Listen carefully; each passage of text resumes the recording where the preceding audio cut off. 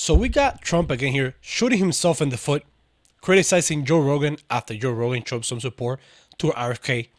And then people on the right, especially Trump's fans base, don't understand why people don't like Trump. Then they are like, oh, how can you vote for the Democrats? And like, dude, people hate Trump because he does stuff like that. He gets himself into situations where you're like, buddy, you're running for freaking president of the United States of America. What are you doing? Like, there should be a level of you being above the situation. You being like, I'm not gonna react to this because, hey, the level of importance of the position that I'm running deserves a level of respect, a certain behavior.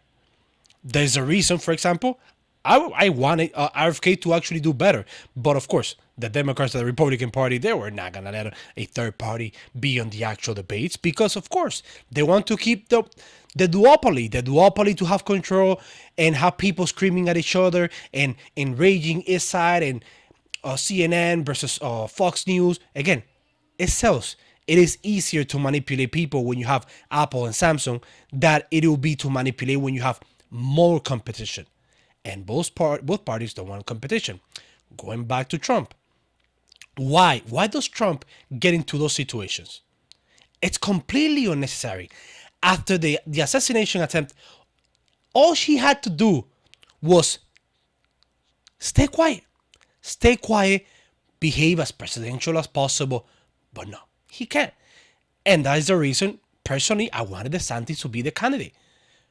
I mean, I didn't want Nikki Haley. I personally didn't like Nikki Haley. But man, it's hard. It's hard when people are like, oh yeah, I can see why you like Trump. Oh, but you have to care about the policies, bro. Just care about the policies. We're human beings, bro. We are human beings.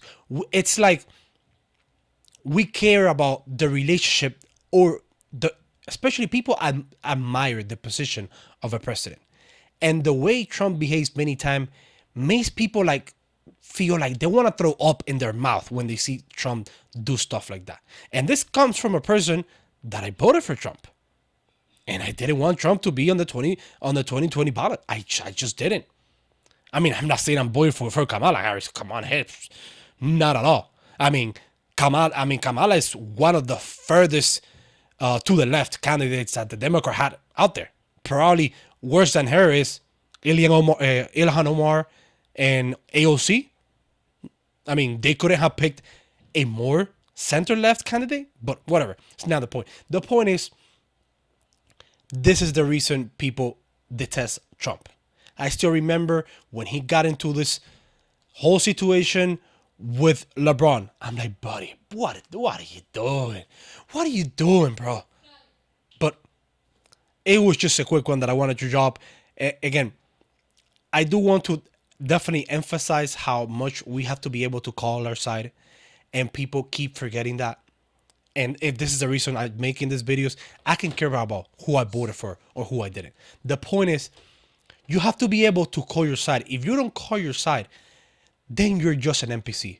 You're just another bot that is not thinking, that is not doing anything, and you're just supporting your party blindly. Like the same people that are justifying that Kamala was elected democratically. She was not. She was not. When the Democrats had primaries, they didn't pick her. Nobody wanted Kamala. She didn't get a single delegate in her own state. So don't talk about she was elected. She was handpicked. Why?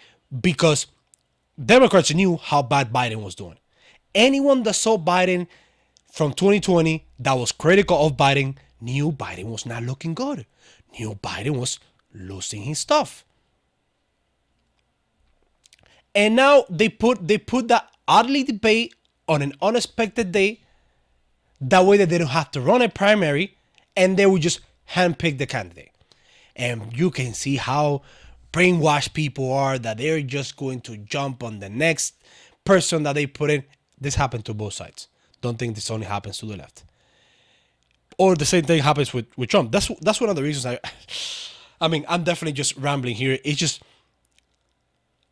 when I speak to people that really love Trump, I see the same exact thing that people who just hate Trump, or people that I don't think people love the Democrats. Let's be honest. I haven't seen people like, oh my God, I love the Democratic Party. I just think they just follow anything they say, and it is the same result. You got brainless bots that don't think for themselves. And there could be a reason, hey, you can support one candidate over the other without being a bot. But you have to be able to criticize. If you don't criticize your side, what are you doing? You have to be able to hold them to a standard. You have to be able to call them out when they do stuff like that. But I don't know. I feel that the United States is really divided right now, and people are just gonna stick to their guns and stay on their side of the aisle, and they're just gonna scream at each other, and it's convenient for both parties. As much as you guys want to say that both parties are corrupt, do something about it. Call your side out. Actually pick better candidates. Or give an option to the independent. I would have loved to see the independent just win. You know how in panic the Democrats and the Republicans will go if an independent wins over them? But of course, they have every rule in the book just to prevent them from being have an actual shot at the presidency. But it is what it is. All right, I'll leave there.